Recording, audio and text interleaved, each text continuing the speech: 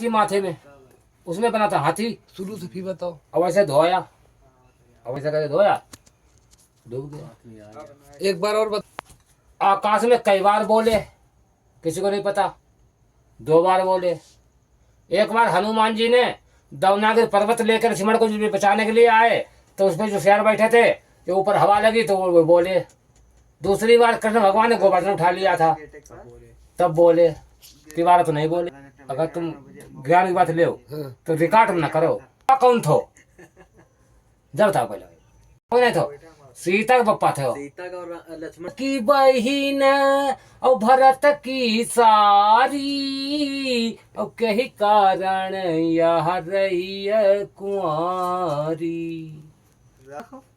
इसमें 2 कौन, जो सीता जी की जो उर्मिला थी ना, बहन उर्मिला, और राम की माँ कौशल्या, और उर्मिला की माँ सगी बहन थी। सगी बहनें थी दोनों, 5 बहनें थी ये, 2 बहनें थी। जब राम ब्याहने गए वहां, तब राम की बहन और भरत की साली, जो भरत जी को मांडवी ब्याही गई, ठीक है, और उनकी जो बहन थी वो मांडवी से बहुत प्यार करती थी। उसने कहा जाऊंगी तो इन्हीं के साथ रहूंगी, नहीं तो मैं जाऊंगी नहीं।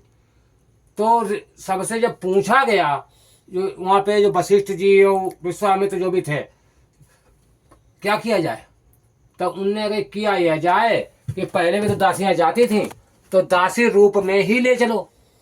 तो मांडवी की बहन लेके आए थे।